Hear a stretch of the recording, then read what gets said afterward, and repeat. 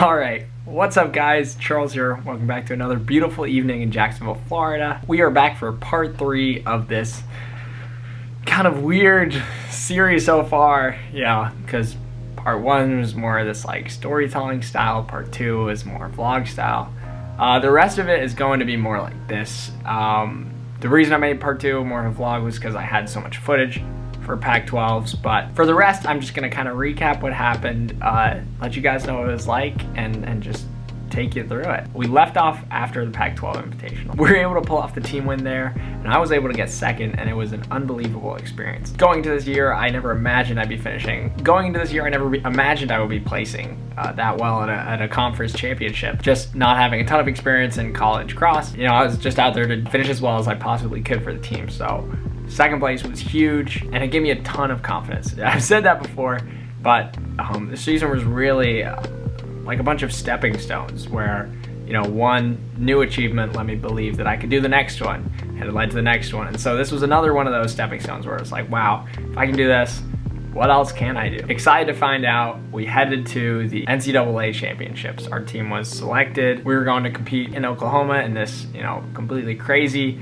NCAA championships, which I was just so glad were happening, you know, due to all the craziness that was happening around us, and I was ready to go. Now, we knew the course was hilly going into it. There were course maps with elevation changes and stuff like that, but, you know, when we got to the course the day before, it was a really funny moment because, you know, I myself was thinking, wow, you know, this easy warm-up on the course is pretty tough compared to your usual pre-race warm-up, but no one else was saying anything, and the last thing I want to do is bring any negativity into the team, especially the day before a race.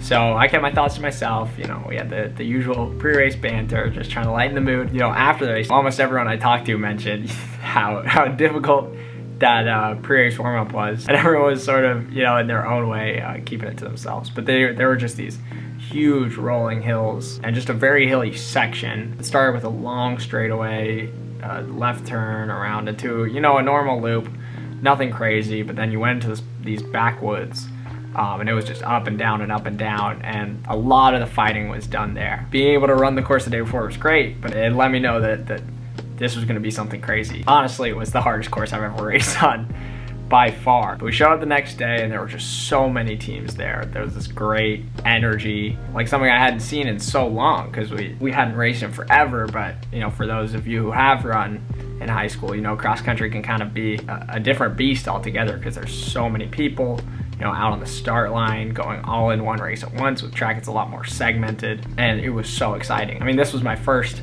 NCAA championship as well. And so I did not know what to expect. I knew that there were incredibly fast runners. There were a lot of fast front runners. I knew guys like Wesley Kiptoo were gonna go from the gun and not hold back. And so we got to the start line, and the gun went off, and we were sprinting. I mean, it was madness. It felt like the beginning of maybe a mile PR attempt or an 800-meter race. It was insane. And you gotta remember, this race is 10,000 meters, so that's over 6 miles of grueling hills, and we are going at it from the get-go.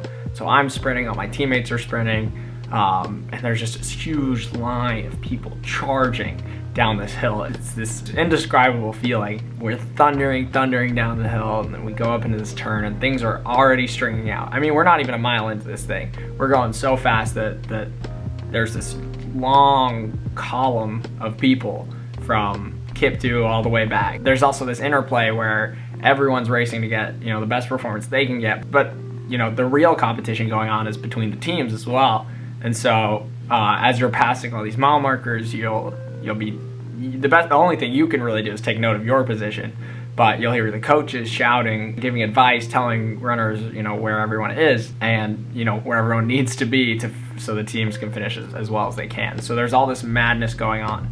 And I go out to the front, I go out as hard as I can, probably a little too hard, and I fall into a pack of guys working together, but, you know, we're hammering. We get through sort of the moderate part of the course, we head into the backstretch where the hills are, and I'm just working. Ks are going by 1K, 2K, 3K, 4K.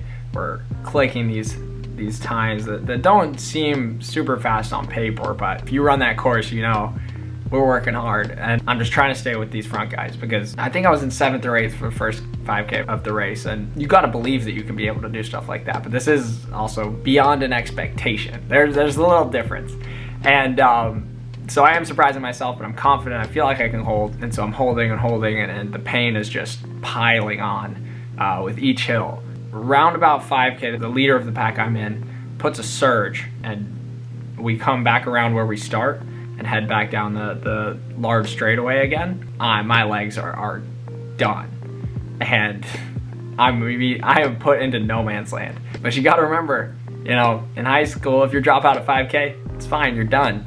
In college, you're halfway through. So I head into the second lap. I am on tired legs. I think I'm probably at like 8th or 9th at this point, and I feel people catching up behind me. I'm just pumping my arms, trying to use everything I learned at Vegas when I got separated. One crucial element of, you know, fighting by yourself. Everything hits a little bit harder when you're not in a pack, and those hills were hitting hard. In Vegas, I was able to sort of, you know, maintain my pace because it was a very flat course and I was just doing loops.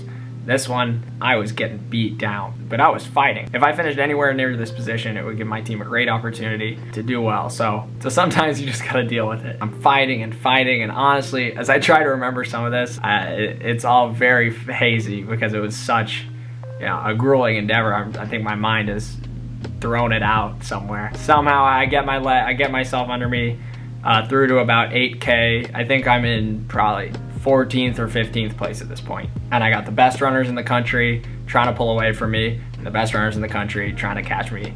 We headed back into that woody stretch with all the hills for the last time, and I'm fighting. The guys next to me, when we're going up those hills, it literally feels like we're walking. So intense. You know, if you think about our start when we were just charging down, this is the exact opposite. It's like every step is you know, a max squat where we're lifting ourselves, we're just pulling ourselves up these hills, charging back down, and then pulling and charging and pulling and charging, and eventually we get into that home stretch, and it's a long one, and I see a BYU guy right in front of me. I'm chasing him down as fast as I can. I'm trying to hold my own position, and I'm getting close to the line. I'm getting closer to the line. My body literally feels like it wanted to quit 2 miles ago. So I don't even know how to describe what it's feeling at this point, but we are so close to the finish line that I'm just pumping my arms and moving as fast as I can.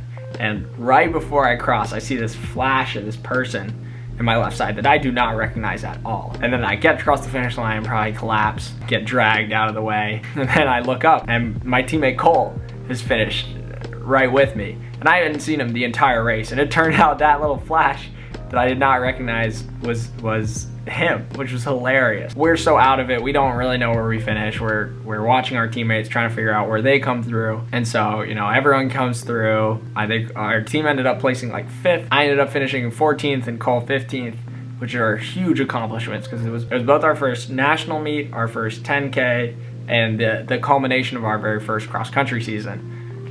For him, it's his first season ever competing in college. And so another thing that we didn't even understand before going to the race was that the cutoff for All-American was right on number 15. So it was great for us to both come away with that, and just a really solid start. And you know, when I say that, I don't mean to undermine any of the accomplishments. Obviously, you know, it was an incredible season as a whole. With us being, you know, fairly young for the college scene, it is in a sense a start, and it just makes you so excited to consider possibilities, what could happen with this coming cross-country season, what we can do as a team heading forward. And so we got on the bus, flew home, and we were back at Stanford. It was the end of cross-country season. It was an amazing way to reward all the risks everyone took by coming back to campus. I haven't even talked about how we were staying in a hotel for the entirety of cross-country season, not able to see anyone outside of our team, not able to see our families or friends. We made a choice to come back and to compete and to do what was best for the team. And to have it pay off was a huge confidence builder, and sort of, you know,